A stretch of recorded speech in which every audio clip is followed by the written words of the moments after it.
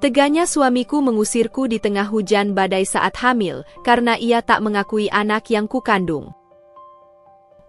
Halo Bunda, apa kabar Bunda semuanya? Sebelum masuk ke ceritanya, jangan lupa subscribe terlebih dahulu ya. Malam itu hujan turun tanpa ampun, mencambuk bumi seolah ikut merasakan derita yang tengah kurasakan. Aku berdiri mematung di depan pintu rumah kami. Rumah yang dulu kusebut tempat pulang, kini menjadi saksi bisu bagaimana cinta bisa berubah jadi luka paling kejam. Tubuhku menggigil, bukan hanya karena dingin yang menembus kain daster tipis yang kukenakan, tapi karena kata-kata Mas Diki yang terus terngiang dalam kepalaku. Anak itu bukan anakku. Pergi dari rumahku sekarang juga. Suaranya membentak tajam, matanya penuh kemarahan dan tuduhan. Aku hanya bisa menatapnya dengan mata berkaca, tak percaya dengan apa yang baru saja kudengar. Seluruh dunia seperti runtuh di hadapanku. Bagaimana bisa lelaki yang dulu bersumpah melindungiku dalam suka dan duka, kini menuduhku mengkhianati kesetiaanku yang tak pernah pudar, bahkan ketika ia mulai berubah perlahan-lahan menjadi sosok yang tak kukenal? Aku mencoba meraih tangannya, berharap ada sisa kasih yang bisa kutemukan dalam genggamannya. Tapi yang kudapat hanya dorongan kasar yang membuatku terjatuh ke lantai teras yang licin. Perutku, yang tengah mengandung buah cinta kami, terasa nyeri ketika aku terbentur. Aku menggeliat, menangis tanpa suara, sementara hujan mengguyur tubuhku tanpa ampun. Rumah itu menutup pintunya untukku, seperti Mas Diki yang menutup hatinya. Aku tak tahu harus kemana. Ibu dan ayahku sudah tiada. Saudara-saudaraku tak pernah menyukaiku sejak aku memilih menikah diam-diam dengan Diki. Aku benar-benar sendiri. Dengan tubuh gemetar dan perut yang makin berat, aku berjalan tertatih menyusuri jalanan gelap yang basah. Setiap langkah terasa seperti menyayat hati. Setiap guntur yang meledak di langit terasa seperti suara hatiku yang pecah berulang-ulang. Langkahku tanpa arah, hanya berpegangan pada naluri bertahan hidup. Perutku mulai terasa tegang, nyeri datang dan pergi, membuatku terhuyung. Aku bersandar pada tiang listrik, memejamkan mata, mencoba menahan tangis yang makin deras. Anak ini tidak salah, bisikku pada diriku sendiri. Aku harus bertahan demi dia. Tapi kekuatan itu terasa menipis. Dunia seakan bersekongkol untuk menjatuhkanku. Aku basah kuyup, sendirian, tanpa tujuan, tanpa tempat untuk kembali. Kaki ini nyaris tak sanggup melangkah, tubuhku mulai limbung, dan sebelum semuanya benar-benar gelap, aku sempat merasakan rasa asin dari air hujan bercampur air mata di bibirku. Lalu aku roboh. Aku terbangun perlahan, disambut oleh bau antiseptik yang menusuk hidung dan suara hujan yang masih terdengar samar dari kejauhan. Pandanganku buram, langit-langit putih di atas kepala seperti berputar. Tubuhku terasa berat, kaku, dan perutku.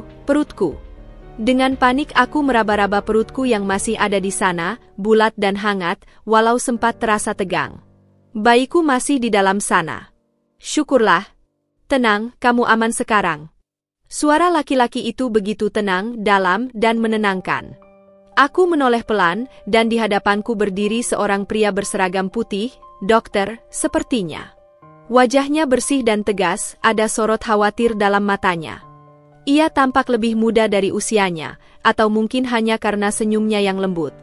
Tapi ada sesuatu dalam sorot matanya yang membuatku terdiam. Tatapan itu bukan hanya sekadar belas kasihan. Ada luka lama yang seolah ikut tersayat saat melihatku dalam kondisi seperti ini. Kamu pingsan di pinggir jalan. Ada tukang ojek yang melihatmu tergeletak, lalu membawamu ke sini. Kamu beruntung, kami bisa selamatkan kamu dan bayi dalam kandunganmu. Meski tekanan darahmu sangat rendah saat tiba, katanya sambil memeriksa pergelangan tanganku. Jemarinya hangat, gerakannya halus, berkebalikan dengan perlakuan Mas Diki malam itu. Aku menunduk, suaraku tercekat di tenggorokan. Aku ingin bicara, ingin menceritakan semuanya, tapi aku takut. Takut dianggap lemah. Takut dianggap bodoh karena masih bisa mencintai pria yang mengusirku di tengah badai. Namun, begitu mataku bertemu dengan mata sang dokter, aku tak sanggup menyembunyikannya lagi. Air mataku tumpah begitu saja, tangisku pecah tanpa bisa ditahan. Dia mengusirku, Padahal ini anaknya, aku tak tahu harus kemana. Suaraku parau, tersendat-sendat. Aku tak peduli jika aku terlihat menyedihkan. Aku hanya ingin didengar. Dokter itu menghela napas panjang, lalu duduk di kursi sebelah ranjangku. Ia menatapku lama, seperti mencoba mengenal setiap luka yang tersembunyi di balik wajahku yang lelah. Lalu, dengan suara pelan dan hampir tak kudengar, ia berkata, "Namamu Dinda, kan?" Aku mengangguk heran. "Kamu kenal aku?" Dia tersenyum tipis, lalu menyebutkan namanya, "Aku. Arga." "Dokter. Arga." Ia diam sejenak sebelum melanjutkan, "Aku pernah mengenal suamimu. Cukup dekat, bahkan terlalu dekat." Hatiku mencelos. Nama itu, Arga, tidak asing. Aku menatapnya lebih lekat, mencoba mengingat potongan kenangan yang selama ini hanya samar diceritakan Mas Diki dengan nada sinis. Katanya dulu ia pernah punya sahabat yang menusuknya dari belakang. Tapi Arga tak tampak seperti pengkhianat. Justru sebaliknya, ada kesedihan yang jelas dalam matanya, seperti seseorang yang pernah disakiti dan terlalu lama menyimpannya sendiri. "Dulu aku sahabat Diki, sebelum dia mengenalmu," lanjutnya, pelan tapi mantap. "Dan aku juga salah satu orang yang paling tahu siapa Diki sebenarnya." Dunia seperti berhenti berputar sejenak. Hatiku serasa diremas. Jadi, pria yang menyelamatkanku ini bukan orang asing. Ia bagian dari masa lalu suamiku. Masa lalu yang selalu dikubur Diki, yang tak pernah diceritakan dengan jujur. Aku tak tahu harus merasa lega atau waspada. Tapi satu hal yang pasti, semesta seolah mempertemukanku dengan seseorang yang mungkin sudah ditakdirkan untuk menyaksikan reruntuhanku, atau membantuku bangkit dari puing-puingnya. Aku duduk di kursi ruang periksa yang hangat, tapi hatiku terasa beku. Sisa-sisa hujan semalam masih menempel di udara, membuat dunia seolah-olah belum benar-benar pulih dari badai yang mengguncangku. Dokter Arga menatapku dalam diam. Sejak tadi ia seperti menimbang-nimbang, seolah ragu untuk mengucapkan sesuatu yang sudah terlalu lama ia pendam. Tapi aku tahu, ada sesuatu dalam dirinya yang menggelegak, seperti api yang menunggu waktu untuk meledak. "Aku nggak tahu harus mulai dari mana," katanya akhirnya, suaranya berat, pelan. "Tapi kamu berhak tahu. Kamu terlalu lama hidup dalam ilusi yang Diki ciptakan." Aku memandangnya dengan mata memerah, belum sepenuhnya pulih dari tangis semalam. Namun hatiku sudah bersiap menerima kenyataan, seburuk apapun bentuknya. Tak ada lagi yang bisa menghancurkanku lebih parah dari malam saat aku diusir. Begitu kupikir. Diki, dia bukan hanya suami yang buruk. Dia predator emosi. Dia tahu bagaimana memanipulasi, membalikkan fakta, dan membuat orang merasa bersalah atas luka yang dia ciptakan, kata Arga sambil menunduk, jemarinya mengepal di atas meja. Dia pernah membuat seorang wanita hamil, dan meninggalkannya begitu saja, tanpa jejak. Waktu itu kami masih kuliah. Aku menahan napas, mencoba memproses kata-katanya. "Apa maksudmu?" Arga menatapku, matanya berkaca-kaca, seperti menyimpan luka pribadi yang belum sembuh. "Namanya Vira. Dia mahasiswa baru. Lugu, penuh semangat. Diki mendekatinya, membuatnya jatuh cinta, lalu saat gadis itu hamil, dia menyalahkannya. Dia bilang Vira yang menggoda, Vira yang lengah. Diki bilang dia dijebak." Aku merasa seperti ditampar angin dingin. Seluruh tubuhku seketika kaku. Aku ingin menyangkal, ingin percaya bahwa itu hanya masa lalu yang kelam dan tak berhubungan denganku. Tapi suara Arga terlalu jujur. Sorot matanya tak bisa dibantah. "Dan kamu tahu apa yang lebih sakit?" lanjut Arga lirih. Saat Vira berani bicara dan minta tanggung jawab, Diki justru menyebarkan gosip kemana-mana, membuat semua orang percaya bahwa Vira perempuan murahan. Dia dikeluarkan dari kampus, Dinda. Karena tekanan mental dan fitnah. Aku coba bantu, tapi saat itu aku belum punya kuasa apa-apa. Dan setelah itu, Vira menghilang. Entah kemana. Tanganku gemetar. Bayi dalam perutku menendang pelan, seolah mengingatkanku bahwa aku juga bisa menjadi Vira berikutnya, atau mungkin sudah. Kepalaku berputar-putar. Suamiku, Suamiku yang selama ini kukira hanya kasar karena tekanan kerja, ternyata punya sisi gelap yang jauh lebih dalam dari yang pernah kubayangkan. Ini bukan sekadar lelaki yang kehilangan cinta. Ini adalah sosok yang membangun istana kebohongan di atas reruntuhan perempuan-perempuan yang hancur. Kenapa kamu cerita sekarang? Tanyaku akhirnya, suaraku pelan namun tajam. Arga menghela napas, matanya menatapku penuh luka. Karena aku nggak sanggup lihat kamu jadi korban berikutnya.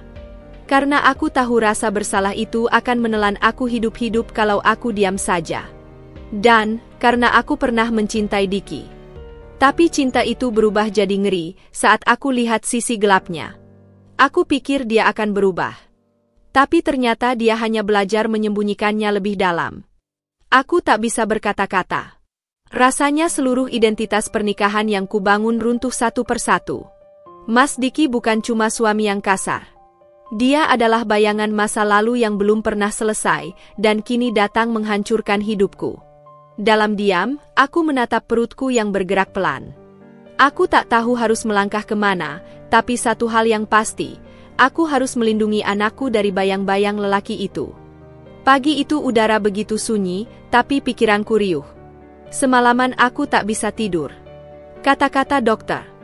Arga terus terngiang-ngiang, seperti suara yang tak henti menggedor pintu kesadaranku. Diki bukan hanya suami yang kasar, bukan hanya pria yang mengusirku saat aku paling rapuh. Dia adalah perusak hidup orang lain. Seorang predator yang menyamar dalam topeng cinta. Aku duduk di kursi dekat jendela klinik, menatap langit kelabu yang mengambang di balik kaca. Tiba-tiba, suster mengetuk pintu ruanganku. Ada tamu, Bu Dinda. Namanya Rara, katanya singkat. Aku menoleh dengan dahi berkerut. Rara? Siapa? Tapi entah kenapa, nama itu menggugah sesuatu di dasar hatiku. Aku berdiri perlahan, perutku terasa berat saat melangkah ke ruang tamu kecil klinik. Di sana, berdiri seorang wanita muda, mengenakan jaket lusuh dan wajah yang seperti menyimpan badai lebih tua dari usianya. Dinda? Tanyanya pelan. Aku mengangguk hati-hati. Iya, saya Dinda. Dia menatapku beberapa saat, lalu menghela napas panjang. Namaku Rara. Aku kemari karena dihubungi Arga untuk menemuimu. Aku dulu pernah seperti kamu. Sama seperti kamu. Hamil dan dibuang Diki. Tubuhku refleks mundur setengah langkah. Kamu maksudmu? Mas Diki juga. Yah, potongnya cepat tapi getir. Aku salah satu korbannya. Dan aku datang bukan untuk membuatmu lebih sakit. Aku datang supaya kamu gak hancur seperti aku. Rara mengajakku duduk. Ia membuka ponselnya, memperlihatkan foto seorang anak kecil. Wajahnya mirip Diki, terlalu mirip untuk disangkal. Namanya Rama. Sekarang umurnya 3 tahun. Diki tahu soal dia. Tapi dia menolak mengaku. Waktu aku kasih tahu aku hamil, dia cuma tertawa. Katanya, itu bukan urusanku. Lalu dia hilang. Blokir semua kontakku. Aku bahkan sempat coba datang ke rumahnya, tapi keluarganya pun mengusirku. Hatiku perih mendengar ceritanya. Tapi juga marah. Marah karena rasa sakitku bukan satu-satunya. Ternyata Diki telah menyebar luka ke banyak hati dan pergi tanpa pernah menoleh. Aku menggenggam tanganku sendiri, mencoba menahan emosi yang melonjak dalam dada. Kau tahu, lanjut Rara, suaranya mulai bergetar, aku sempat ingin mati. Tapi waktu anakku lahir, dia jadi satu-satunya alasan aku tetap hidup. Aku berjualan kue keliling, kadang cuci piring di warung orang. Tapi aku tahu, aku harus kuat. Buat Rama. Aku tak sanggup bicara. Air mataku menetes begitu saja. Rara menggenggam tanganku. Jangan biarkan dia hancurkan hidupmu lebih jauh. Jangan beri dia kesempatan untuk menyiksa jiwamu lagi. Lari, Din. Lari sejauh-jauhnya. Sebelum kamu jadi sepertiku, hancur, kering, tinggal puing. Aku menatapnya. Ada luka di wajahnya, tapi juga kekuatan. Rara bukan perempuan lemah, ia adalah korban yang memilih berdiri meski tak punya siapa-siapa.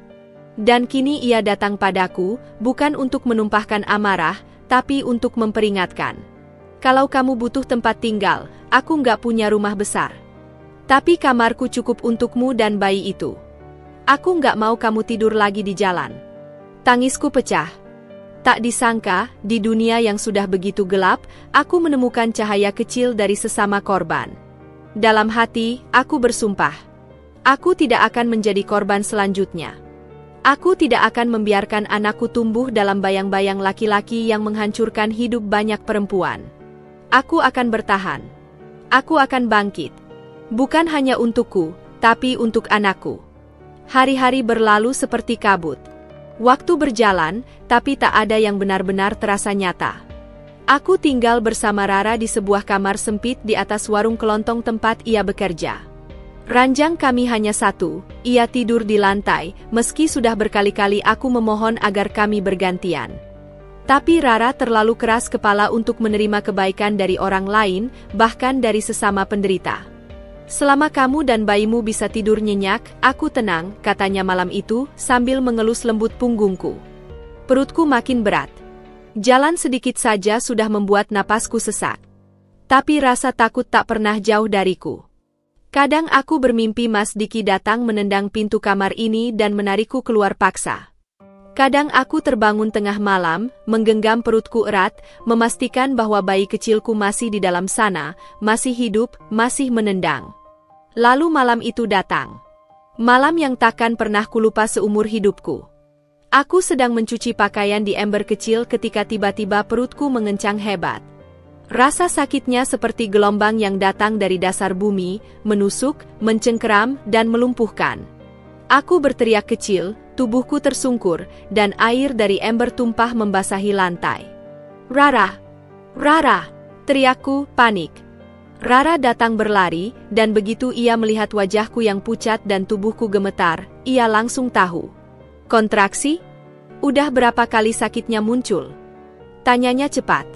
Aku nggak tahu, sering makin cepat, jawabku terengah, air mata mengalir karena rasa sakit yang nyaris tak tertahankan. Rara tak banyak bicara.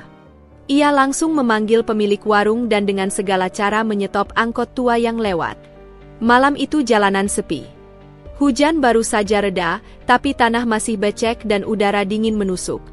Kami tiba di klinik dengan tubuhku hampir tak sadar.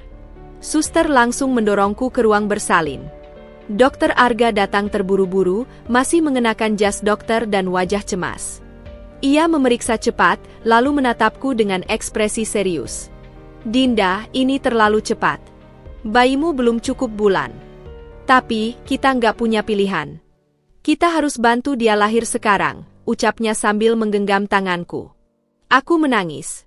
Bukan hanya karena sakit yang luar biasa, tapi karena rasa takut yang menjerat seluruh tubuhku. Aku takut bayiku lahir lemah, atau lebih buruk, tidak bisa bertahan. Proses melahirkan itu seperti bertarung dengan maut. Aku menjerit, menggigit bibir, menggenggam ranjang begitu kuat hingga kukuku patah. Tapi aku terus berjuang, karena aku tahu, ada satu nyawa kecil yang sedang melangkah keluar dari kegelapan menuju cahaya. Akhirnya, jeritan nyaring memenuhi ruangan. Suara yang mengalahkan segalanya. Suara kehidupan. It's a girl, kata suster sambil tersenyum, lalu meletakkan bayi mungil yang berlumuran darah dan lendir ke dadaku. Selamat ya, Bu. Bayinya perempuan. Aku tak bisa berkata apa-apa. Aku hanya menangis, menggenggam tangan mungil itu yang begitu rapuh namun hangat. Tangannya bergerak kecil, seolah berkata, "Aku di sini, Ibu." Aira, bisikku. Namanya Aira. Cahaya hidupku. Namun kebahagiaan itu hanya bertahan sebentar. Saat aku mendengar bisik-bisik suster pada dokter. Arga, aku tahu ada masalah. Dok, ini bayinya butuh inkubator. Paru-parunya belum matang sepenuhnya. Harus dirujuk ke rumah sakit besar. Dan biayanya. Aku langsung panik. Biaya? Berapa? Aku nggak punya uang. Rara mendekat, memelukku erat. Wajahnya pucat, matanya penuh kecemasan. Dokter Arga menarik napas panjang, lalu meletakkan tangannya di bahuku. Tenang, Dinda. Aku akan bantu. Fokus saja untuk pulih dan pastikan Aira bisa kuat. Masalah biaya, biar aku yang urus dulu. Aku tercekat. Tapi aku nggak mau berutang budi, Dok. Arga hanya tersenyum meski matanya tampak lelah. Kalau itu dianggap utang, anggap saja aku sedang membayar kesalahan masa lalu. Karena pernah membiarkan seseorang hancur karena Diki. Sekarang aku ingin melindungi kalian. Aku menggenggam tangannya, menangis dalam diam. Malam itu, meski dinding klinik retak dan masa depanku masih gelap, aku punya dua hal yang nyata, anakku dan seseorang yang benar-benar peduli. Dan untuk pertama kalinya sejak aku diusir dari rumah, aku percaya, aku belum kalah. Hari itu langit mendung, tapi hatiku sedang berusaha menyusun ulang serpihan harapan yang telah lama hancur. Aira sudah 2 minggu dirawat di inkubator. Meski tubuhnya masih mungil dan ringkih, setiap kali aku melihat matanya terbuka, ada kekuatan yang mengalir ke dalam jiwaku. Aku duduk di bangku kecil di sebelah tempat tidurnya, menggenggam tangan mungil itu dengan hati yang penuh cinta dan rasa bersalah. Aku berjanji akan melindunginya, apapun yang terjadi. Namun tak pernah kusangka, musuh yang telah menghempaskanku ke jurang, akan muncul kembali, membawa badai yang bahkan lebih gelap dari sebelumnya. Bu Dinda, suara suster mengetuk pelan, ada tamu. Seorang pria. Katanya suami ibu. Jantungku berhenti berdetak sejenak. Aku menoleh cepat, memastikan Aira tertidur pulas, lalu bangkit dengan tubuh yang masih lemah. Setiap langkah menuju ruang depan klinik seolah membawa beban satu dunia. Dan ketika aku tiba, di sanalah dia berdiri, Mas Diki. Dengan jaket kulit yang masih sama seperti terakhir kali kulihat, rambut disisir rapi, dan wajah yang seolah dibuat-buat pucat dan penuh penyesalan. Ia menatapku lama, lalu tersenyum kecil, senyum yang dulu memikatku, tapi kini hanya memuakkan. Dinda, aku nyari kamu kemana-mana, katanya, suaranya dibuat sendu. Aku tak menjawab. Aku hanya berdiri mematung, mencoba menenangkan gemuruh di dada. Aku salah. Aku panik waktu itu. Aku nggak bisa berpikir jernih. Tapi sekarang aku sadar. Aku mau minta maaf, Din. Aku mau memperbaiki semuanya. Kita mulai dari awal. Aku mau bertanggung jawab, lanjutnya sambil mendekat. Aku mundur 1 langkah. Tanggung jawab? Setelah kau buang aku di tengah hujan saat hamil tua? Setelah kau tuduh anak ini bukan darah dagingmu? Mas Diki menarik napas panjang. Aku takut, Din. Waktu itu, aku takut itu bukan anakku. Tapi sekarang aku nyesel. Aku memicingkan mata.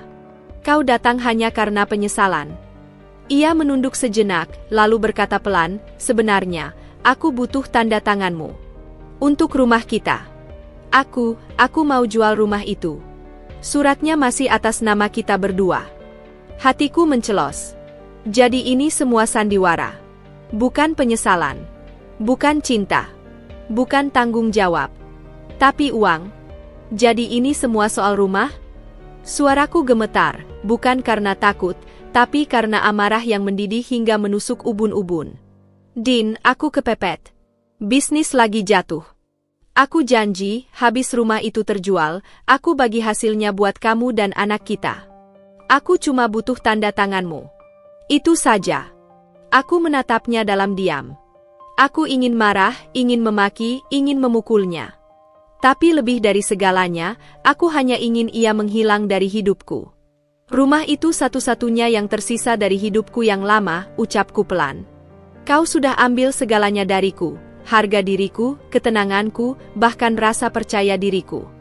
Tapi kau tak akan kuizinkan mengambil Aira, dan rumah itu. Wajah Mas Diki berubah gelap. Aku ayah dari anak itu. Serunya. Kau bahkan menolak mengakuinya saat dia masih di dalam rahimku, balasku dingin. Aku bisa bawa ini ke pengadilan, ancamnya. Kalau kau nggak mau kerja sama, aku punya cara lain. Kau tahu, aku masih punya orang dalam. Aku mengepal tanganku. Nafasku mulai tak teratur. Tapi sebelum aku bicara lagi, tiba-tiba pintu terbuka. Dokter Arga berdiri di sana. Silakan keluar dari klinik saya, ucapnya tegas. Ini tempat untuk orang sakit, bukan untuk tikus yang datang meracuni suasana. Diki menatapnya tajam. Kau masih ikut campur urusan orang? Arga menatapnya tanpa gentar. Kalau urusan itu menyangkut keselamatan Dinda dan bayinya, aku akan selalu campur.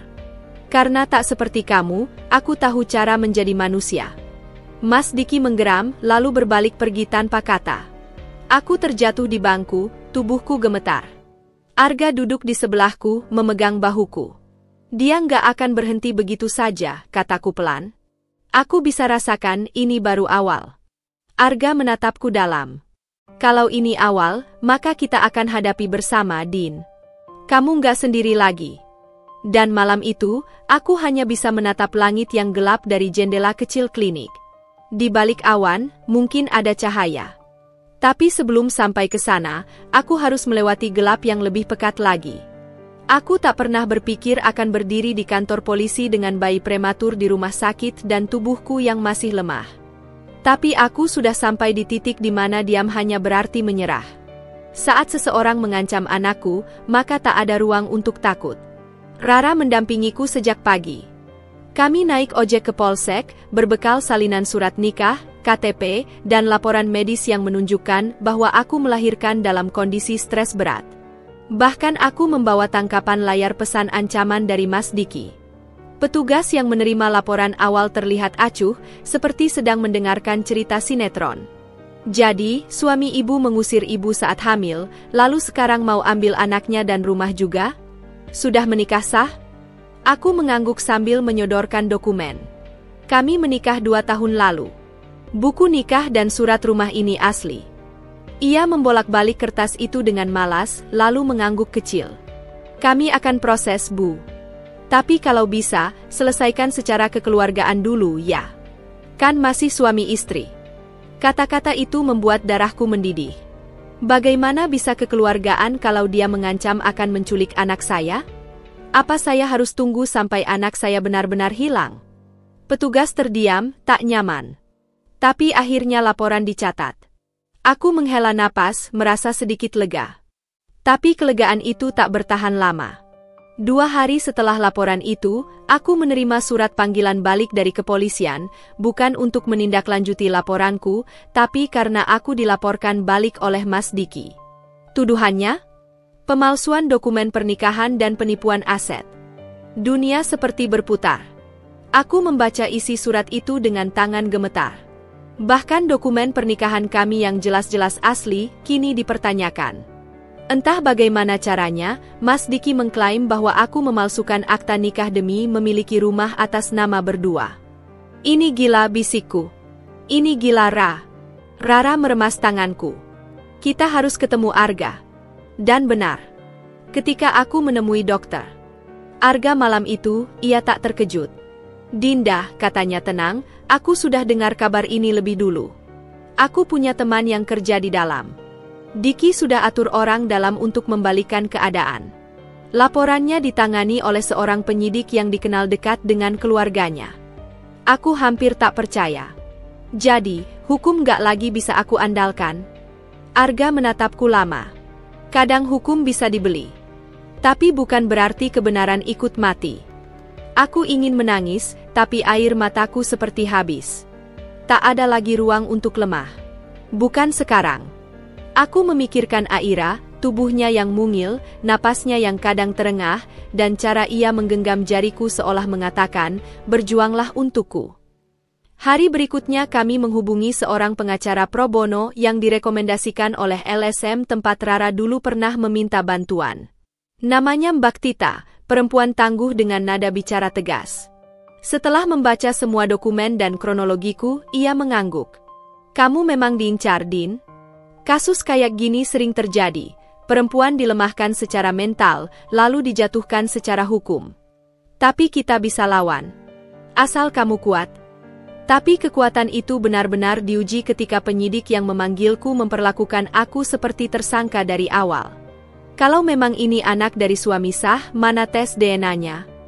Katanya ketus. Aku memelototinya. Dia yang menolak tes DNA. Bahkan menolak akui anak ini sejak awal. Sekarang kenapa saya yang dibebani pembuktian? Karena dia yang melapor lebih dulu, jawabnya enteng. Aku sadar, sistem ini busuk. Tapi aku juga tahu, satu-satunya cara bertahan adalah terus berdiri. Malam itu aku kembali ke klinik dengan tubuh hampir rubuh.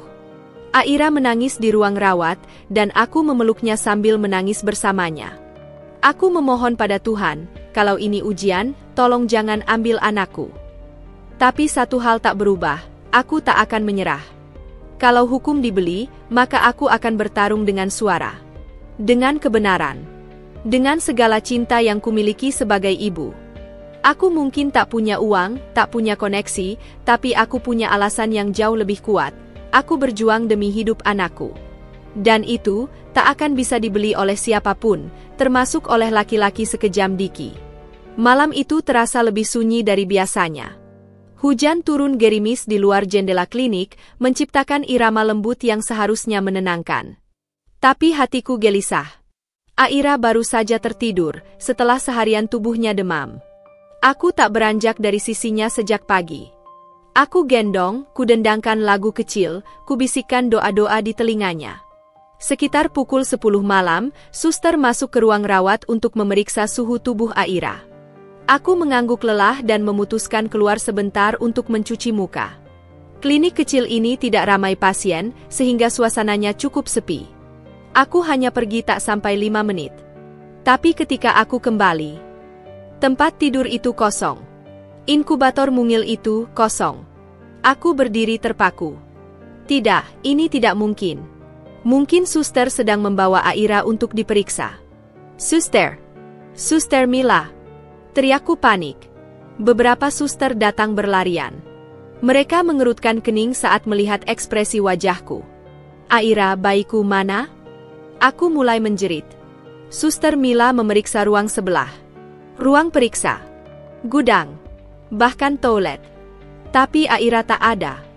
Panik menjalari seluruh tubuhku seperti racun yang menyebar cepat. Aku nyaris terjatuh. Kakiku lemas. Mataku buram oleh air mata. Aira. Aku menjerit sekencang mungkin. Anakku. Dokter Arga datang berlari. Begitu melihatku histeris, ia langsung tahu ada yang tidak beres. Setelah mendengar penjelasan suster dengan napas tersengal, wajahnya berubah pucat. Kami langsung memeriksa rekaman CCTV dari ruang depan. Klinik ini hanya punya satu kamera utama di lorong. Dan disitulah aku melihatnya. Seorang perempuan berjilbab gelap, membawa tas besar, melangkah tenang. Kamera hanya menangkap wajahnya sekilas, tapi cukup untuk membuat jantungku berhenti berdetak. Tas besar itu bergerak, ada isinya. Dan dari gerak tubuhnya, ia sedang menyembunyikan sesuatu. Kami perbesar cuplikan wajahnya. Dokter Arga mendekat. Itu bukan suster. Bukan keluarga pasien lain. Aku belum pernah lihat wajah ini. Tak lama setelah itu, aku menerima pesan WhatsApp dari nomor tak dikenal. Kalau mau anakmu kembali, tanda tangani surat rumah itu. Kita ketemu besok. Sendirian? Jangan macam-macam. Aku mematung. Tanganku gemetar, tubuhku kaku. Dunia runtuh. Aira diculik. Darahku berdesir. Ini bukan hanya ancaman, ini nyata. Mas Diki, dia melakukannya. Dia berani menculik darah dagingnya sendiri demi sebidang tanah. Aku terduduk, terisak. Nafasku sesak. Tak ada rasa yang bisa menggambarkan kehilangan seorang ibu atas anaknya, terutama ketika anak itu masih terlalu lemah untuk bertahan tanpa ibunya. Arga duduk di sampingku. Ia tak banyak bicara. Hanya menggenggam tanganku erat. Wajahnya tegang, tapi matanya menyimpan satu hal, janji. Aku akan cari dia, Din. Sampai dapat. Kau tak sendiri. Rara datang tak lama kemudian. Begitu tahu kabar itu, ia langsung berteriak, memaki, menangis bersama. Diki sudah gila. Dia tega. Dia gila. Malam itu, kami bertiga hanya bisa menatap layar ponsel, menunggu petunjuk, menunggu waktu, sambil menahan amarah yang membakar dan ketakutan yang mengguncang. Tapi satu hal pasti, aku tak akan diam. Tidak sekarang. Tidak ketika Aira dalam bahaya. Mereka pikir aku lemah. Mereka pikir aku akan tunduk. Tapi mereka lupa, aku seorang ibu. Dan seorang ibu bisa berubah menjadi badai ketika anaknya disakiti. Aku tidak tidur malam itu. Mataku bengkak, tubuhku gemetar, dan napasku terasa berat seolah paru-paruku diperas perlahan. Tapi otakku tak henti berpikir, di mana Aira? Apakah ia menangis? Apakah ia lapar? Apakah ada tangan yang menggenggamnya dengan kasih seperti aku? Pertanyaan-pertanyaan itu seperti pecahan kaca di dalam kepala. Setiap kali terlintas, mereka menggores hati dan merobek ketenanganku yang sudah rapuh. Dia pasti butuh susu. Dia baru saja sembuh dari demam, bisikku berulang-ulang. Tubuhnya belum kuat. Pagi menjelang tanpa cahaya di hatiku. Tapi aku tahu, aku tak bisa hanya menangis. Aku harus bergerak. Dokter Arga sudah bersiap sejak subuh. Ia bahkan menolak pergi kerja hari itu. Kita mulai dari orang yang biasa dekat dengan Diki, katanya. Aku tahu beberapa nama dari masa lalunya. Termasuk wanita terakhir yang dekat dengannya, Siska. Nama itu masih asing di telingaku. Tapi dari cara Arga menyebutkannya, aku tahu ini bukan wanita biasa. Rara menghubungi temannya yang punya kenalan di kantor notaris untuk mengecek pergerakan surat-surat rumah. Siapa tahu Diki sudah mencoba menjual rumah ke pihak ketiga dengan identitas palsu. Sementara itu, aku dan Arga pergi ke beberapa alamat yang dicurigai pernah dikunjungi Diki. Salah satunya sebuah apartemen di pinggiran kota. Aku ingat napasku tercekat saat melihat tas bayi di balkon unit lantai 2. Jantungku berdetak lebih cepat. Tapi saat kami naik dan mengetuk pintu, seorang perempuan paruh baya keluar. Ia bingung dan tampak tulus. Ia mengira aku mencari Art yang pernah tinggal di sana. Buntu. Lagi. Kami bahkan sempat hampir mendatangi kantor polisi, tapi pengacara kami memperingatkan bahwa jika kita bertindak gegabah, bisa dijadikan alasan bahwa aku mengganggu privasi ayah kandung Aira. Aku nyaris meledak. Hukum macam apa yang melindungi penculik? Teriakku. Yang dijalankan oleh orang-orang busuk, jawab Tita, pengacaraku. Sore harinya, saat aku sudah hampir kehilangan arah, sebuah pesan masuk dari nomor tak dikenal. Jangan repot-repot cari. Anakmu aman. Asal kamu ikuti kemauan. Tapi aku tahu, ini bukan tentang menyerah. Ini tentang mematahkan permainan mereka sebelum mereka mematahkan hidupku lebih jauh. Malam itu, kami menyusun strategi. Dokter Arga dengan tenang menyusun daftar orang yang mungkin terlibat. Dan dari satu nama itulah, semuanya mulai terbuka. Siska. Perempuan muda, latar belakang bersih, pernah bekerja di event planner tempat Diki jadi klien tetap. Arga pernah melihat foto mereka bersama di media sosial sebelum Diki menghapus semua jejaknya. Kami berhasil melacak alamat yang ia pakai untuk mendaftar ke kantor lama, sebuah rumah kontrakan di ujung kompleks perumahan yang sepi. Kami tak langsung datang. Kami mengintai dari jauh lebih dulu. Dan keajaiban kecil datang dari arah yang tak disangka. Ketika kami menunggu dari dalam mobil sewaan, pintu rumah itu terbuka. Seorang wanita keluar membawa ember cucian dan di pangkuannya ada bayi. Hatiku mencelos. Aku hampir membuka pintu mobil dan lari saat itu juga, tapi Arga menahanku. Tunggu. Kita harus pastikan. Dengan kamera dari ponsel, kami zoom wajah bayi itu. Dan meski dari jauh, aku tahu, itu Aira. Aku bisa mengenali mata bulatnya, pipi kecilnya yang kemerahan, dan selimut bayi warna biru yang kubawa saat pertama keluar dari rumah sakit. Tangisku pecah di dalam mobil. Tanganku menggenggam dashboard dengan kuat. Aku ingin menjerit, memeluk Aira, mencium ubun-ubunnya, memastikan dia masih hidup. Namun detik berikutnya, aku sadar. Kami harus cermat. Kami tunggu hingga malam. Saat rumah mulai sunyi dan Siska, ya, ternyata itu memang Siska, keluar ke minimarket terdekat. Kami mengikuti. Di parkiran, Arga turun lebih dulu. Ia menyapa Siska dengan tenang, memperkenalkan diri sebagai teman keluarga. Siska terkejut, tapi tidak takut. Dan saat aku turun dari mobil dan berdiri di hadapannya, wajahnya langsung berubah pucat. Aira, itu anakku, Isaku. Siska menggeleng panik. Maaf, aku nggak tahu itu anakmu. Aku disuruh jaga dia. Katanya ini bayi yatim. Katanya ibunya ninggalin. Apa Diki yang bilang begitu? Tanya Arga. Siska mengangguk perlahan. Aku disuruh rawat bayi ini 2 hari. Katanya karena ibunya ada masalah mental dan gak bisa urus anak. Aku benar-benar nggak tahu. Tangisku meledak. Tapi bukan karena marah pada Siska. Aku justru lega. Bahwa ternyata Aira tak diperlakukan kasar. Ia berada di tangan yang, meski dibohongi, masih punya hati nurani. Aku mau ambil anakku sekarang juga, kataku pelan, tapi tegas. Siska tak melawan. Ia bahkan ikut menggendong Aira dan membawanya ke mobil dengan hati-hati. Makasih karena sudah jaga dia, ucapku sebelum kami pergi. Siska hanya menunduk, tak berkata apa-apa. Malam itu, aku tidur dengan Aira di pelukanku. Tangannya kecil, tubuhnya hangat, dan napasnya mengalun tenang di dadaku. Dunia masih berbahaya. Tapi untuk satu malam ini, aku kembali utuh. Dan kini, aku tahu satu hal. Diki telah melewati batas terakhir. Dan aku, Dinda, bukan lagi perempuan lemah yang ia kenal dulu. Aku akan lawan. Hari-hari setelah kejadian itu, aku mulai merasa dunia seperti memberi petunjuk-petunjuk kecil tentang apa yang akan datang pada Mas Diki. Sepertinya, karma yang selama ini hanya menghantuiku, kini mulai menjemputnya. Ia tidak lagi terlihat di tempat-tempat yang biasa ia kunjungi. Rumah kami yang dulu ramai dengan cekcok, kini kosong. Tidak ada lagi suara teriakan dari Mas Diki yang sering menggema di dinding-dinding rumah itu.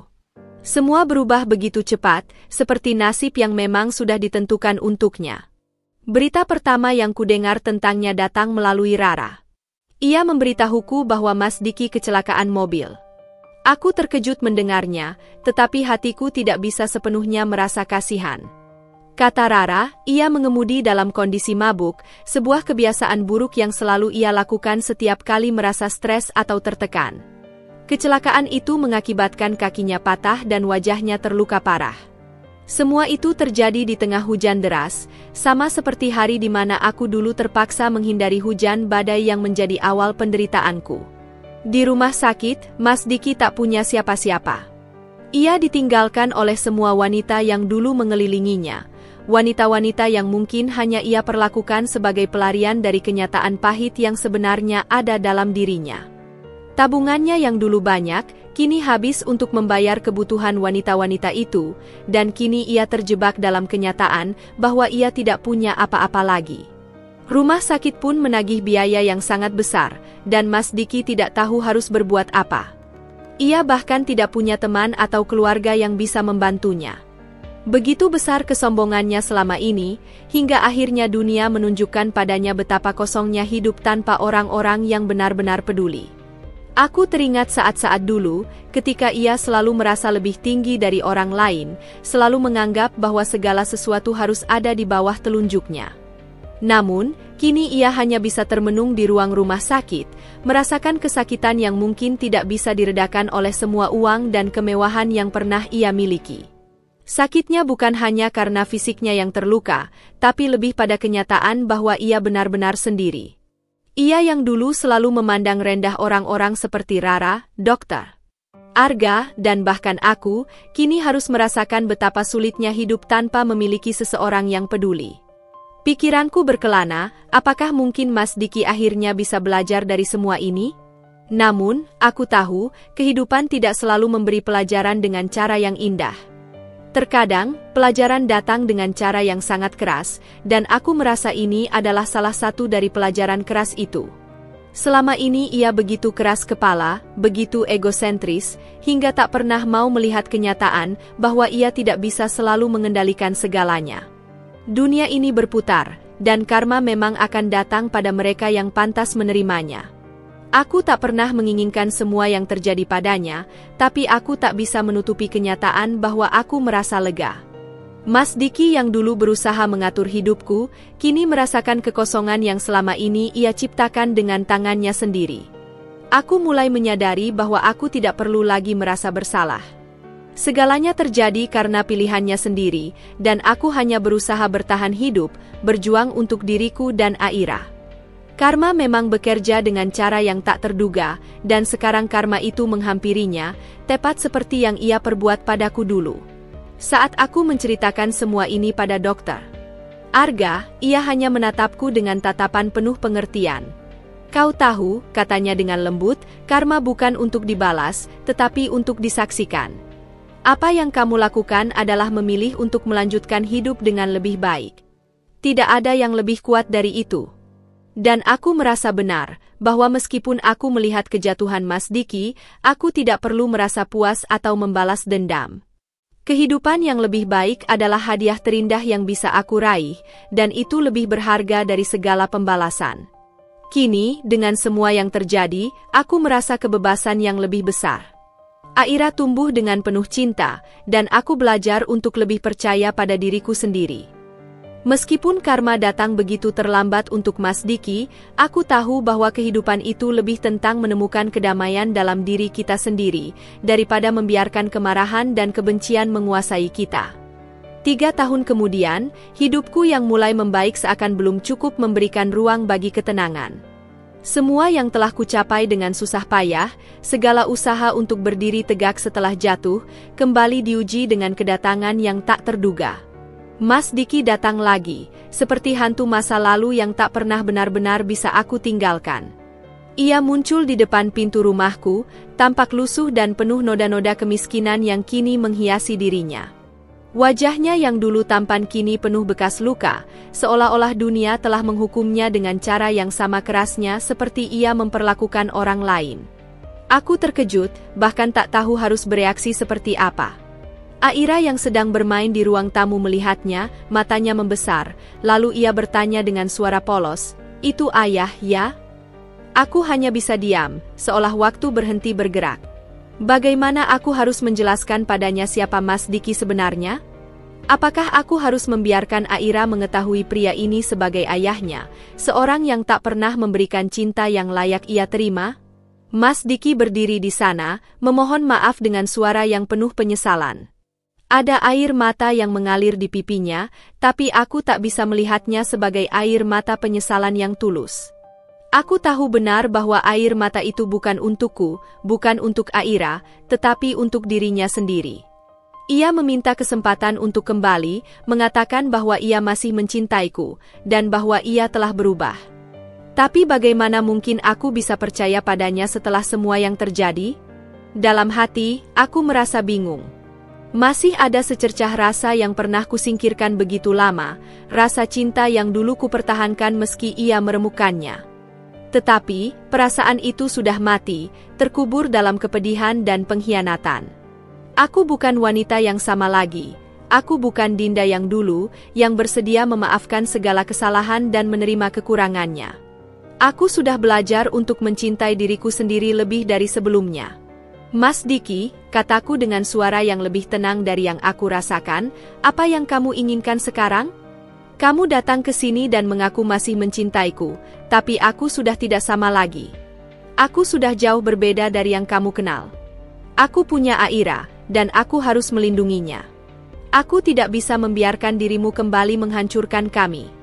Mas Diki tampak terpukul mendengar kata-kataku. Ia terdiam beberapa saat, seolah berusaha mencerna setiap kata yang keluar dari mulutku. Aku bisa melihat bahwa ia ingin sekali meyakinkanku bahwa ia benar-benar berubah. Ia bercerita tentang bagaimana hidupnya sekarang. Ia bangkrut, kehilangan segalanya, ditinggal semua orang yang dulu ada di sekitarnya. Ia bahkan tak punya tempat tinggal yang pasti, dan tubuhnya penuh dengan bekas-bekas penyakit akibat gaya hidup buruk yang tak pernah ia sadari akan berujung pada kehancuran. Semua yang dulu ia anggap sebagai kemewahan, kini hilang begitu saja, seperti debu yang terbawa angin. Aku tahu aku salah, Dinda, katanya, suaranya serak. Aku benar-benar menyesal. Aku cuma takut punya anak, takut jika aku tidak bisa jadi ayah yang baik. Aku takut, Dinda. Kata-kata itu membuat hatiku tersentuh sejenak, tapi aku tahu betul ini bukan saatnya untuk terbuai oleh penyesalan yang terlambat. Ketakutannya bukan alasan untuk memaafkannya. Aku tahu ada trauma yang pernah menghantuinya, trauma yang mungkin mengakar dari masa kecilnya. Ayahnya adalah seorang lelaki yang meninggalkan keluarganya, seorang yang tidak pernah peduli. Namun, apakah itu alasan cukup untuk menyakiti orang lain? Apakah itu alasan untuk meninggalkan istri dan anak yang seharusnya diberi cinta dan perhatian? Aku mengerti ketakutanmu, jawabku dengan lembut, tapi ketakutanmu tidak bisa menjadi alasan untuk menghancurkan hidup orang lain. Aku tidak bisa kembali, Mas Diki. Aku sudah melewati terlalu banyak, dan aku sudah memutuskan untuk menjalani hidupku dengan cara yang berbeda. Aku tidak bisa terus terjebak dalam siklus yang sama, dengan harapan palsu dan janji-janji kosong. Mas Diki terdiam, matanya tampak kosong. Aku bisa merasakan kesedihan yang mendalam dalam dirinya, tetapi aku juga tahu bahwa kesedihannya bukan untukku, melainkan untuk dirinya sendiri. Ia akhirnya bangkit, perlahan-lahan dan tanpa kata-kata, ia meninggalkan rumahku. Kepergiannya kali ini berbeda. Tidak ada amarah atau saling menyalahkan seperti dulu. Hanya ada keheningan yang menandakan bahwa ia benar-benar tahu bahwa tidak ada jalan kembali untuknya. Kepergiannya kali ini adalah kepergian yang tulus, bukan karena aku menolaknya, tetapi karena ia akhirnya menerima kenyataan bahwa aku tidak akan pernah kembali ke dalam pelukannya. Setelah kepergiannya, aku duduk di ruang tamu, memikirkan segala yang baru saja terjadi. Aira datang menghampiriku, memegang tanganku dengan lembut dan berkata, "Ibu, kita baik-baik saja." Aku tersenyum padanya, mencium puncak kepalanya yang lembut. "Tentu, Aira. Kita akan selalu baik-baik saja," jawabku, meski hatiku tidak sepenuhnya yakin. Namun, satu hal yang aku tahu pasti. Hidupku tidak lagi tentang Mas Diki, tidak lagi tentang masa lalu yang penuh luka dan penderitaan. Kini, hidupku adalah tentang aku, Aira, dan kebahagiaan yang akhirnya bisa kucapai. Terkadang, ujian datang bukan untuk menjatuhkan kita, tetapi untuk mengajarkan kita betapa berharganya hidup yang kita miliki. Dan aku berjanji pada diriku sendiri, aku tak akan pernah lagi membiarkan siapapun, termasuk Mas Diki, merusak kedamaian yang telah aku temukan. Hari-hari setelah Mas Diki pergi meninggalkanku, perasaan campur aduk masih mengganggu pikiran. Terkadang aku merasa lega karena ia tidak lagi ada di hidupku, tetapi di sisi lain, ada ketidakpastian yang selalu menyelinap di hati. Bagaimana dengan masa depanku? Bagaimana dengan masa depan Aira? Mas Diki memang sudah pergi, tapi bayangannya tetap menempel erat. Aku tak bisa membohongi diri sendiri. Ada saat-saat ketika aku merindukan sesuatu yang dulu begitu familiar, meski itu adalah sesuatu yang pahit. Lalu suatu hari, Mas Diki kembali datang, bukan untuk meminta maaf atau untuk mengajakku kembali, tetapi untuk mengungkapkan sesuatu yang mungkin bisa memberi penjelasan tentang semuanya. Aku melihatnya berdiri di depan rumahku, dengan wajah yang tampak lebih hancur daripada terakhir kali kami bertemu. Tak ada lagi wajah penuh kesombongan yang dulu selalu ia tunjukkan. Kali ini, ia tampak lebih rapuh, lebih manusiawi. Tanpa kata-kata, aku mempersilakannya masuk. Aku merasa tak ada salahnya mendengarkan apa yang ingin ia katakan. Aira sedang bermain di luar, jadi kami hanya berdua di ruang tamu. "Maafkan aku, Dinda," katanya, suara seraknya terasa begitu berat. "Aku tahu aku sudah melukai kamu, dan aku tidak bisa mengubah itu. Tapi aku perlu mengatakan sesuatu yang belum pernah aku katakan sebelumnya. Sesuatu yang aku simpan begitu lama dalam hatiku." Aku duduk di depannya, menunggu dengan hati-hati. Ada rasa penasaran yang sulit kutepis. Apa yang ingin ia ungkapkan? Apakah ini hanya sebuah permintaan maaf lagi? Ataukah ini sesuatu yang lebih dalam, yang selama ini tak pernah ia ungkapkan? "Aku takut," katanya dengan suara gemetar, "aku takut punya anak. Aku takut tidak bisa jadi ayah yang baik. Karena aku tidak tahu bagaimana cara menjadi seorang ayah. Aku tidak tahu bagaimana caranya menjadi pria yang kamu butuhkan. Aku takut kamu akan meninggalkanku seperti yang dilakukan ayahku dulu." Kata-kata itu datang begitu saja, seperti hujan deras yang tak bisa dibendung. Aku terdiam, mencoba mencerna apa yang baru saja ia katakan. Rasanya sulit untuk mempercayai bahwa ketakutan itu menjadi penyebab utama mengapa ia begitu menghindar dari tanggung jawab sebagai suami dan ayah. Selama ini, aku hanya tahu bahwa Mas Diki tak pernah menunjukkan minat untuk menjalani peran sebagai seorang ayah. Ia lebih memilih untuk menyendiri dan membiarkan aku mengurus semuanya sendirian, bahkan saat aku mengandung anaknya. "Ayahmu meninggalkanmu, kan?" Tanyaku pelan, mencoba mengerti lebih dalam tentang ketakutannya. "Itu mengubah cara pandangmu tentang keluarga, tentang tanggung jawab." Tapi, Mas Diki, itu bukan alasan untuk menyakiti orang lain. Aku dan Aira tidak bersalah atas ketakutanmu. Aku memberi cinta padamu, dan aku memberi cinta pada Aira. Jika kamu benar-benar mencintaiku, kamu harus bisa menerima bahwa menjadi ayah adalah bagian dari hidupmu. Tidak ada jalan keluar dari itu. Mas Diki menunduk, menatap tangan kosongnya di pangkuan. Aku tahu itu semua, Dinda, jawabnya pelan. Tapi aku tidak bisa mengubah masa lalu begitu saja. Aku takut gagal, dan aku tidak ingin mengulang kesalahan yang sama seperti ayahku. Aku merasa sebuah keterikatan yang tak terduga muncul dalam diriku. Aku mengerti rasa takut itu. Ketakutan akan kegagalan seringkali menghalangi seseorang untuk maju. Dan aku tahu, karena aku juga pernah merasakannya. Takut gagal sebagai ibu, takut tidak bisa memberikan yang terbaik untuk Aira. Tapi aku tak bisa membiarkan ketakutan itu menguasai hidupku. Aku harus kuat, tidak hanya untuk diriku sendiri, tetapi untuk Aira. Jika Mas Diki benar-benar mencintaiku, dia harus menghadapi ketakutannya, bukan lari darinya. Mas Diki, kataku dengan suara yang penuh ketegasan, aku tidak bisa mengubah apa yang sudah terjadi, dan aku tidak bisa menjadi alasan untuk mengubah ketakutanmu. Kita sudah berpisah, dan itu bukan sesuatu yang bisa aku sesali. Tapi aku juga ingin kamu tahu, Mas Diki, bahwa aku memaafkanmu. Aku memaafkan semua kesalahanmu. Tetapi itu bukan berarti aku harus kembali padamu. Kita sudah berjalan di jalan yang berbeda, dan aku ingin kamu bisa menjalani hidupmu dengan cara yang lebih baik. Aku tidak menginginkan hidupmu yang penuh ketakutan dan penyesalan. Kamu bisa lebih dari itu. Air mata mulai mengalir di wajahnya, dan aku merasa sedikit kasihan. Meski aku ingin sekali melepaskan semua luka itu dan melanjutkan hidup, ada bagian dalam diriku yang masih merasa berat untuk melihatnya begitu hancur. Ia begitu terpukul, dan aku tahu bahwa penyesalan yang ia rasakan tidak akan mengubah apapun yang sudah terjadi. Tapi, entah kenapa, aku merasa sedikit lega setelah mengatakan semua itu. Rasanya seperti beban besar yang akhirnya terangkat, meskipun hanya sedikit.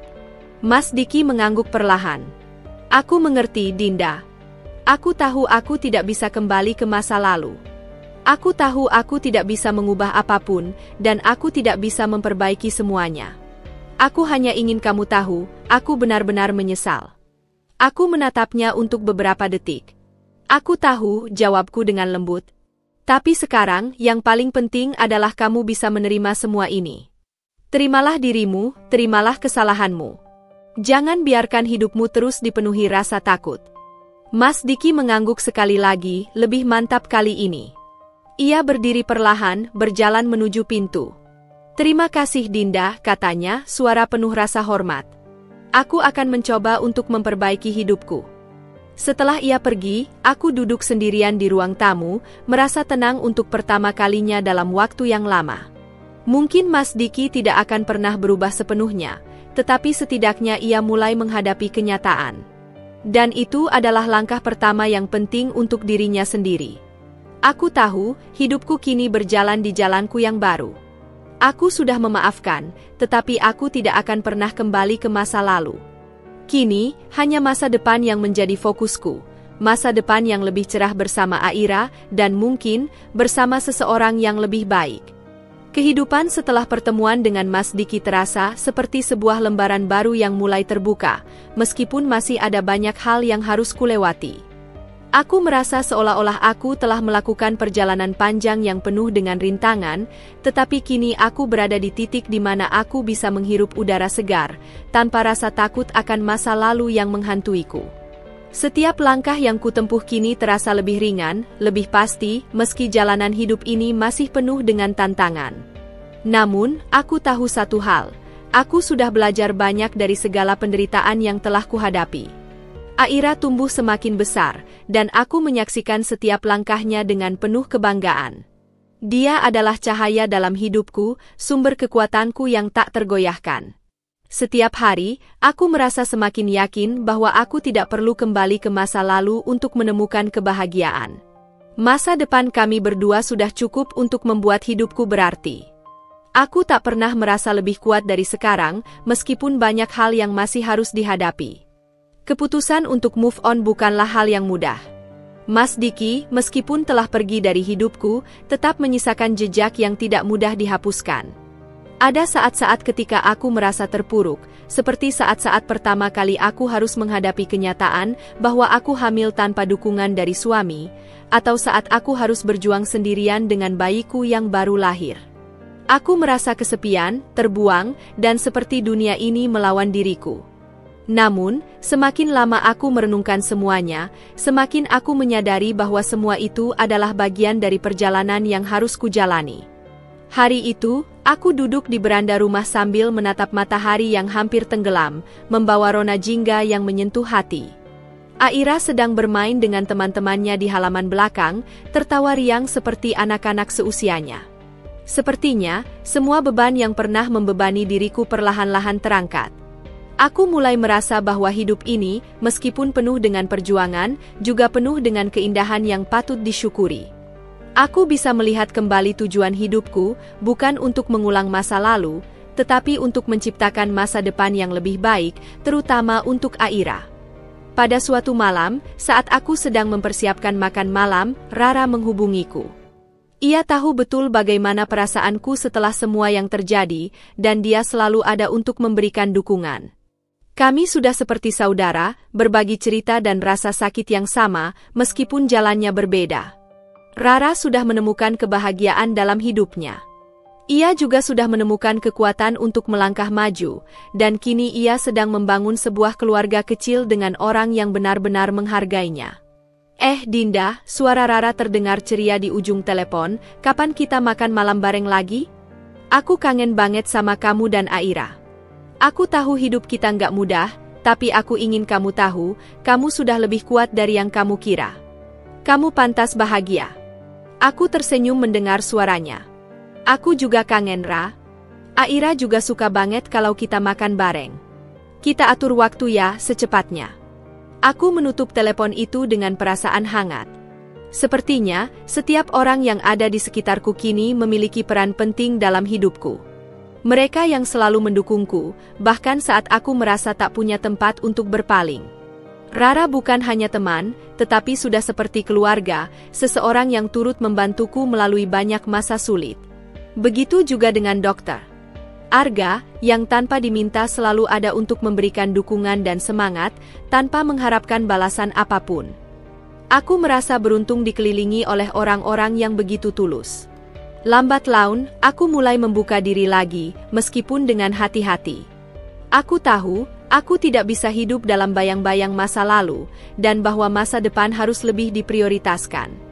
Beberapa bulan kemudian, aku memutuskan untuk kembali bekerja, meskipun hanya pekerjaan kecil-kecilan untuk memulai. Aku tidak ingin hanya bergantung pada bantuan orang lain, meskipun mereka dengan senang hati memberiku bantuan.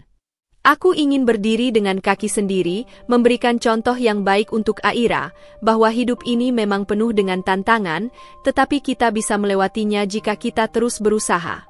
Suatu pagi yang cerah, aku bertemu dengan Dokter Arga di sebuah kafe kecil tempat kami sering mengobrol. Dia selalu tahu bagaimana membuatku merasa lebih baik, dan kehadirannya selalu menenangkan. Tanpa banyak basa-basi, dia mengungkapkan sesuatu yang membuat hatiku terkejut.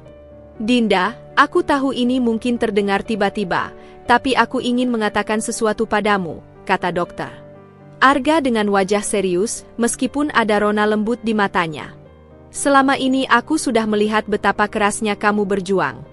Aku tahu kamu sudah sangat terluka, tapi aku ingin bertanya, apakah kamu masih percaya bahwa kamu bisa menemukan kebahagiaan?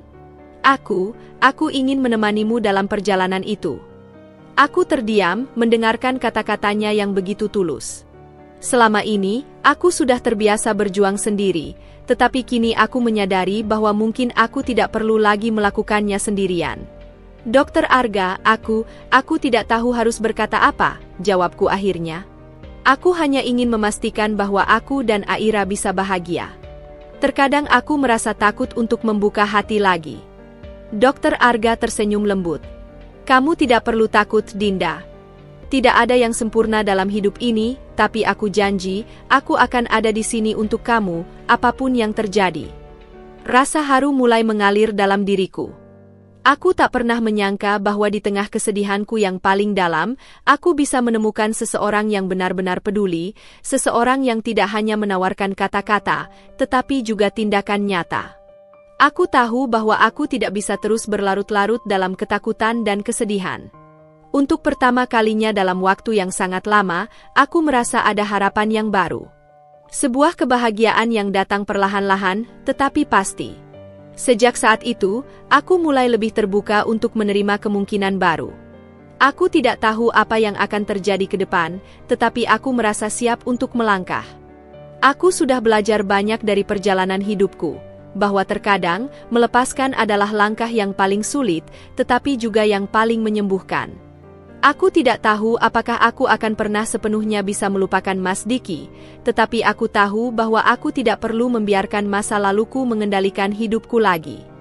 Aku dan Aira pantas mendapatkan kebahagiaan, dan aku akan melakukan segala yang ku bisa untuk memastikan itu. Tahun-tahun berlalu dengan cepat, dan hidupku bersama Aira semakin stabil. Aku sudah mulai merasa nyaman dengan rutinitas baru, dengan pekerjaan yang meski kecil, memberiku kebanggaan tersendiri. Aku tak lagi terperangkap dalam bayang-bayang masa lalu. Setiap kali aku melihat Aira, matanya yang cerah mengingatkanku bahwa aku telah membuat keputusan yang benar. Aku bisa merawatnya dengan cinta yang tulus, tanpa beban atau rasa takut lagi. Namun, meskipun aku merasa mulai menemukan kedamaian, bayangan Mas Diki tetap ada dalam hidupku. Terkadang aku mendengar kabar tentangnya, bukan dari orang-orang yang dekat denganku, tetapi dari berita atau orang-orang yang kebetulan bertemu dengannya. Beberapa bulan yang lalu, aku mendengar bahwa dia mulai kehilangan pekerjaannya, dan meskipun aku merasa tidak ada empati yang besar dalam diriku, ada perasaan hampa yang sulit dijelaskan. Aku tidak tahu mengapa, tapi rasanya seperti ada sesuatu yang hilang dari hidupku setelah kami berpisah. Kemudian, kabar yang lebih buruk datang. Setelah sekian lama Mas Diki berusaha bangkit dari kebangkrutannya yang dulu, namun kini Mas Diki bangkrut lagi. Semua yang dimilikinya dulu, termasuk rumah barunya, terjual habis. Ia yang dulu selalu memamerkan gaya hidupnya yang mewah, kini harus menghadapi kenyataan pahit bahwa dunia yang ia bangun dengan kebohongan dan pengkhianatan runtuh dalam sekejap. Aku mendengar bahwa sebagian besar uang yang ia miliki habis untuk memenuhi kebutuhan hidupnya yang mewah, termasuk banyak wanita yang datang dan pergi dalam hidupnya. Itu adalah cara Mas Diki hidup, dengan berusaha menutupi rasa kosong dalam dirinya dengan materi dan kesenangan sesaat. Ternyata, itu tak pernah cukup untuk membahagiakannya. Aku tidak merasa puas melihatnya jatuh, meskipun tak bisa dipungkiri bahwa ada rasa kelegaan. Begitu banyak orang yang pernah ia sakiti, dan kini ia harus membayar harga yang mahal untuk setiap kebohongan yang telah ia sebarkan. Aku tak pernah berharap ia mendapatkan karma yang buruk, tapi aku juga tidak bisa mengabaikan kenyataan bahwa semuanya yang terjadi padanya adalah akibat dari perbuatannya sendiri. Aira, meski masih kecil, mulai bertanya-tanya tentang ayahnya. Setiap kali kami berjalan-jalan atau ketika melihat seorang ayah dan anak bermain bersama, dia akan bertanya dengan polos, "Ibu, kenapa aku nggak punya ayah yang tinggal sama kita?" Aku selalu menjawabnya dengan lembut, memberitahunya bahwa meskipun ayahnya tidak bersama kami, ia tetap dicintai. Tetapi dalam hati, aku merasa kesedihan yang tak terungkapkan. Aira tak pernah merasakan kehadiran seorang ayah yang sebenarnya, dan itu membuat hatiku sesekali terasa sakit. Aku tak pernah menyesali keputusan yang telah kuambil untuk meninggalkan Mas Diki, tetapi aku juga tahu bahwa Aira pantas mendapatkan semua cinta dan perhatian yang bisa diberikan oleh seorang ayah yang bertanggung jawab. Suatu hari, aku berjalan melewati sebuah sudut kota yang dulu pernah kami lewati bersama, tepat di depan sebuah kafe tempat kami sering menghabiskan waktu di masa lalu. Tanpa sengaja, mataku tertuju pada sosok yang duduk di trotoar, mengenakan pakaian lusuh, dengan wajah yang penuh luka dan tanda-tanda kelelahan. Ternyata itu adalah Mas Diki. Ia tampak sangat berbeda, lemah, kurus, dan sangat tidak terawat. Rasanya aku hampir tidak mengenali wajahnya yang dulu selalu penuh percaya diri, bahkan seringkali sombong. Ia sedang duduk di sana, dengan tangan terulur, meminta belas kasihan dari orang-orang yang berlalu lalang. Matanya kosong, dan di dalam tatapannya aku bisa melihat sebuah kepasrahan yang dalam. Hatiku sedikit terguncang. Ini bukanlah gambaran yang pernah kubayangkan. Mas Diki, yang dulu tampak begitu kuat dan penuh kekuasaan, kini terjatuh begitu rendah. Aku berdiri di sana, beberapa langkah di depannya, merasa bingung harus berbuat apa. Semua kebencian yang dulu kurasakan padanya tidak ada lagi. Aku tak bisa mengabaikan kenyataan bahwa ia pernah menjadi bagian dari hidupku, dan meskipun ia telah menyakitiku, ia tetap ayah dari Aira. Aku merasa kasihan, tapi juga tak bisa menutup mata terhadap kenyataan bahwa dia harus menghadapi semua akibat dari tindakan buruknya sendiri. Aku melangkah mendekatinya, dan saat ia melihatku, ada ekspresi yang sulit dijelaskan di wajahnya. Ada keheningan sejenak sebelum ia membuka mulutnya. "Dinda," suaranya serak, dan aku bisa mendengar ada penyesalan yang dalam-dalam suaranya. Aku nggak tahu harus bagaimana lagi. Aku sudah kehilangan segalanya. Aku hanya terdiam, tidak tahu harus berkata apa. Semua kata-kata yang ingin keluar terasa terhenti di tenggorokan. Aku tahu, ini bukan saat yang tepat untuk mengungkit masa lalu, untuk mengingatkan dia akan semua luka yang telah ia sebabkan. Yang bisa kulakukan sekarang adalah melihatnya dan merasakan sebuah perasaan yang campur aduk. Ada rasa kasihan, ada rasa lega, ada juga rasa takut akan apa yang mungkin akan terjadi jika aku terlalu lama terperangkap dalam kenangan tentangnya. "Aku nggak pernah nyangka hidupku bakal begini," lanjutnya dengan suara yang hampir tak terdengar. Aku menyesal, Dinda. Aku benar-benar menyesal." Aku menghela napas dalam-dalam. "Mas Diki, hidup memang gak selalu adil. Tapi kamu harus tanggung jawab atas semuanya yang sudah kamu lakukan. Semua yang terjadi ini adalah hasil dari pilihan-pilihan yang kamu buat." Dia menunduk, dan aku tahu dia benar-benar menyesali semuanya. Tapi pada saat yang sama, aku tahu aku tidak bisa menyelamatkannya. Mas Diki harus menghadapi kehidupannya sendiri.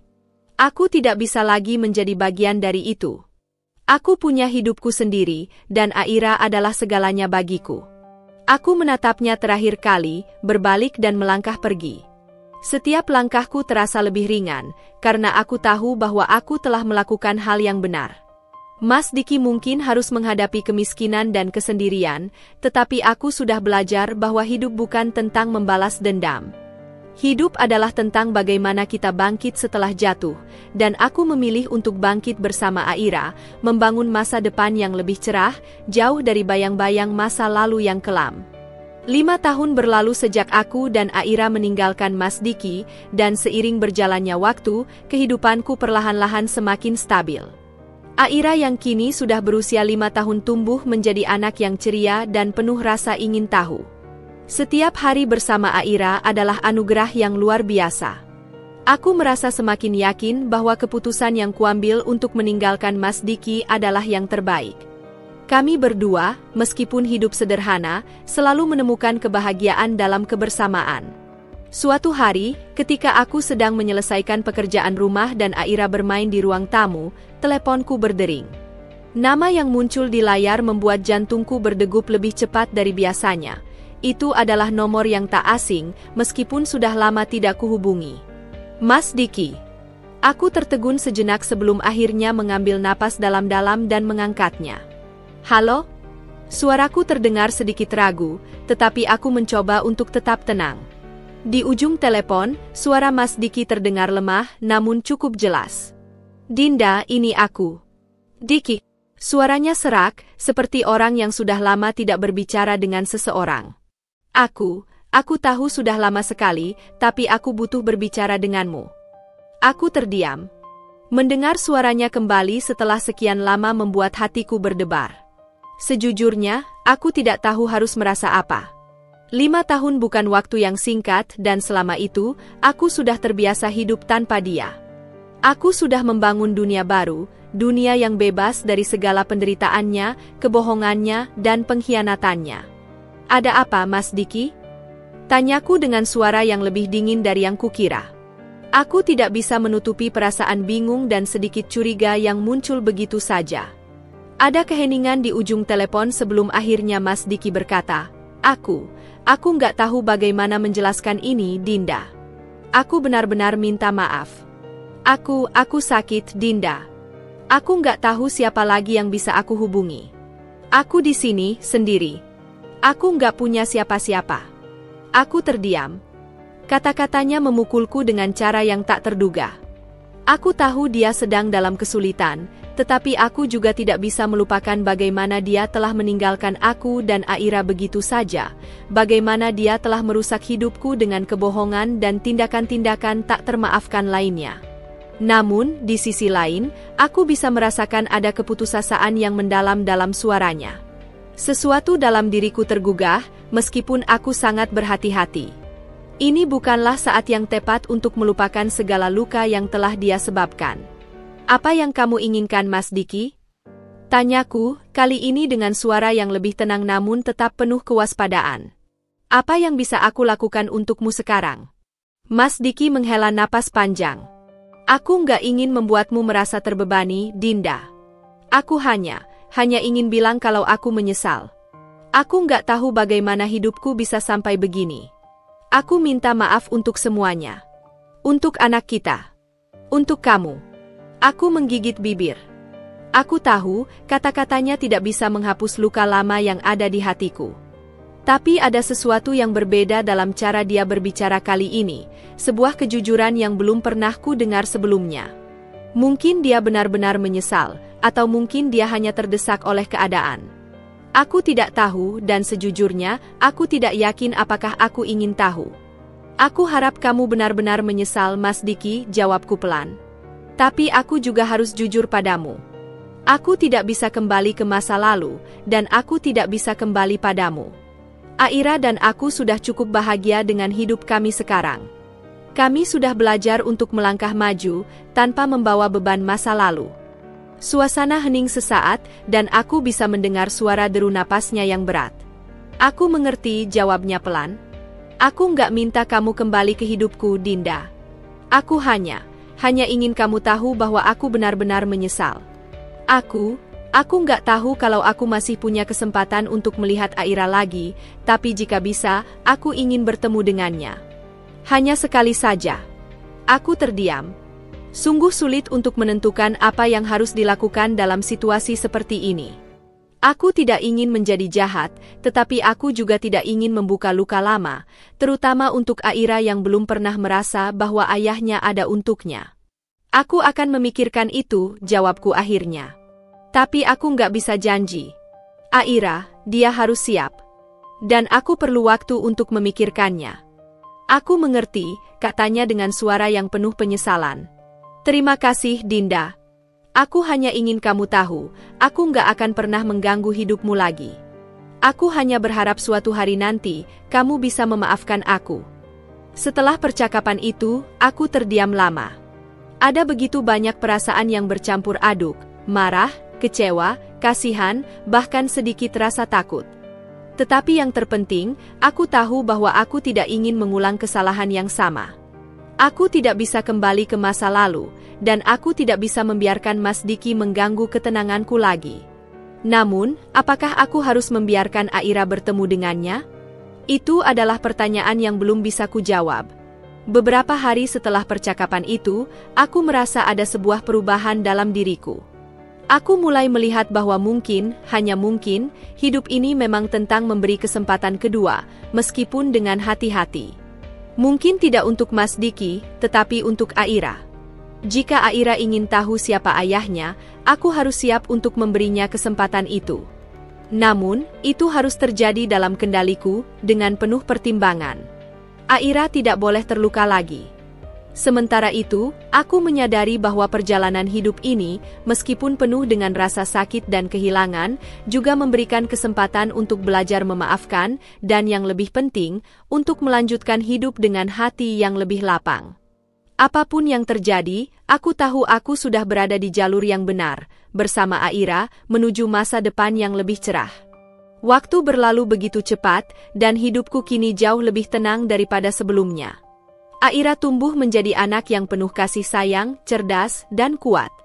Aku merasa semakin yakin bahwa meskipun hidup kami penuh dengan rintangan, kami berdua selalu menemukan cara untuk bangkit. Setiap langkah bersama Aira adalah pengingat bagi diriku sendiri bahwa kebahagiaan sejati tidak datang dari harta atau hubungan yang sempurna, melainkan dari cinta yang tulus dan kesabaran dalam menghadapi hidup. Tentu, banyak kenangan pahit yang masih menghantui pikiranku, terutama tentang Mas Diki. Tapi seiring berjalannya waktu, aku mulai belajar untuk tidak terlalu memikirkan dia. Setelah pertemuan terakhir kami, aku merasa seperti ada sebuah penutupan yang perlahan terjadi dalam hatiku. Aku tahu aku sudah melangkah jauh dari dia, dan meskipun kadang-kadang kenangan itu muncul kembali, aku bisa merasakannya dengan lebih tenang. Kami berdua, Mas Diki dan aku, sudah saling memberikan ruang untuk tumbuh, meskipun cara kami tumbuh sangat berbeda. Hari-hari kami dilalui dengan tawa Aira yang selalu mengisi rumah kami. Aku tak lagi merasa takut akan masa depan atau merasa terbebani oleh kenangan buruk. Justru, setiap kali aku melihat Aira bermain atau tertawa, aku merasa bahwa inilah yang seharusnya terjadi. Hidup kami mungkin tidak sempurna, tetapi itu adalah hidup yang penuh dengan cinta dan ketulusan. Suatu sore yang cerah, saat aku sedang duduk di teras rumah bersama Aira, sambil menikmati teh hangat dan melihat anakku bermain di halaman belakang, aku mendengar suara ketukan pintu. Aku membuka pintu dan mendapati seseorang yang tak pernah aku duga akan datang ke rumahku, Dr. Arga. Dia tersenyum lembut, membawa sekeranjang buah sebagai tanda persahabatan. Aku terkejut, tapi juga merasa lega melihatnya. Setelah semua yang terjadi, Dr. Arga tetap menjadi sosok yang selalu ada untukku, tanpa pernah meminta apa-apa. Sepertinya sudah lama sekali kita tidak duduk bersama, Dinda, katanya dengan suara hangat, sambil menyerahkan sekeranjang buah itu padaku. Aku membawa sedikit oleh-oleh untuk kalian. Aku tersenyum dan mengundangnya masuk. Kami duduk di ruang tamu, berbincang-bincang tentang berbagai hal, mulai dari pekerjaan hingga kehidupan sehari-hari. Aira yang sudah lebih besar ikut serta dalam obrolan, sesekali mengajukan pertanyaan yang membuat kami tertawa. Sejak kami mulai dekat, Dr. Arga selalu menjadi sosok yang perhatian dan penuh pengertian. Dia tidak hanya membantuku secara medis ketika aku hamil, tetapi juga menjadi teman yang setia selama masa-masa sulit. Aku bisa merasakan bahwa hubungan kami semakin kuat, tidak hanya sebagai teman, tetapi juga sebagai seseorang yang saling mendukung dalam perjalanan hidup masing-masing. Di tengah percakapan, Aira yang sibuk dengan mainannya tiba-tiba bertanya, "Ibu, siapa itu yang datang ke rumah kita tadi?" Aku tertawa kecil, "Itu Dokter Arga, sayang. Dia teman ibu." Aira menatap Dokter Arga dengan rasa ingin tahu. "Teman ibu? Apakah dia juga teman ayah?" Dokter Arga tersenyum lembut, seolah tahu betul apa yang dimaksud Aira. "Bukan, Aira. Aku hanya teman ibumu." Aku merasa sedikit terkejut dengan pertanyaan Aira, tetapi aku tidak bisa marah. Dia mulai memahami dunia di sekitarnya, dan terkadang dia penasaran dengan banyak hal, termasuk tentang ayahnya. Aku tahu, meskipun aku tidak pernah membicarakan Mas Diki secara langsung dengan Aira, dia tetap memiliki rasa ingin tahu tentangnya. "Kenapa ayah nggak tinggal sama kita, Ibu?" Aira melanjutkan dengan wajah polosnya.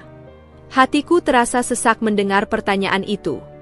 Aku tidak bisa mengelak bahwa Aira pasti merasa kehilangan sesuatu yang tak bisa aku berikan, seorang ayah yang selalu ada untuknya. Aku menarik napas dalam-dalam, mencoba mencari kata-kata yang tepat untuk menjelaskan. "Aira, kadang hidup itu nggak seperti yang kita inginkan. Tapi yang paling penting adalah kamu punya ibu yang akan selalu ada di sampingmu, dan kamu juga punya banyak orang yang mencintaimu. Kadang, orang dewasa harus membuat keputusan yang sulit, dan itu bukan salah kamu. Ayahmu, dia punya masalahnya sendiri. Tetapi kamu adalah anak yang luar biasa, dan itu yang paling penting." Aira mengangguk pelan, meskipun aku bisa melihat ada sedikit kebingungannya di matanya. "Iya, Ibu. Aku tahu." Dia tersenyum manis dan kembali bermain dengan mainannya. Dokter Arga, yang duduk di sampingku, melihat ke arahku dengan tatapan penuh pengertian. "Kau sudah melakukan yang terbaik, Dinda. Aira sangat beruntung punya ibu seperti dirimu." Aku hanya tersenyum kecil, merasakan hangatnya kata-kata itu. Aku tahu bahwa hidupku tidak akan pernah sempurna. Aku telah kehilangan banyak hal, termasuk impian akan masa depan yang ideal bersama Mas Diki. Namun, aku juga tahu bahwa kebahagiaan sejati bukan terletak pada apa yang hilang, melainkan pada apa yang ada. Aku memiliki Aira, yang setiap harinya mengajarkanku tentang kekuatan, kesabaran, dan cinta tanpa syarat. Aku dan Dr. Arga berbincang lebih lama lagi, membicarakan masa depan, pekerjaan, dan hidup. Aku merasa nyaman berada di sampingnya, merasa bahwa aku tidak sendirian. Dr. Arga tidak hanya seorang teman, tapi juga seseorang yang bisa aku andalkan. Kami berdua telah menjalani perjalanan yang sulit, tetapi kini kami saling mendukung untuk menciptakan hidup yang lebih baik. Seiring berjalannya waktu, kami semakin dekat. Dr. Arga tidak pernah memaksaku untuk menjadi sesuatu yang aku belum siap. Dia selalu memberi ruang dan menghormati keputusan-keputusanku. Meskipun tidak ada kata-kata yang keluar dari mulut kami berdua tahu bahwa hubungan kami semakin kuat, lebih dari sekadar pertemanan. Pada akhirnya, aku menyadari bahwa hidup memang penuh dengan kesedihan, tetapi itu juga penuh dengan kesempatan untuk memulai yang baru. Mas Diki mungkin telah meninggalkan luka yang dalam, tetapi aku tidak akan membiarkan itu menghalangi kebahagiaan yang telah kutemukan. Aku dan Aira, bersama dengan Dr. Arga yang kini mulai menjadi bagian dari hidup kami, membangun sebuah keluarga yang tidak sempurna, namun penuh dengan cinta dan pengertian. Mas Diki, meskipun ia tetap hidup dalam penyesalan, tidak lagi menguasai pikiranku. Karma telah datang padanya, dan itu adalah bagian dari perjalanan hidupnya yang harus dia hadapi sendiri.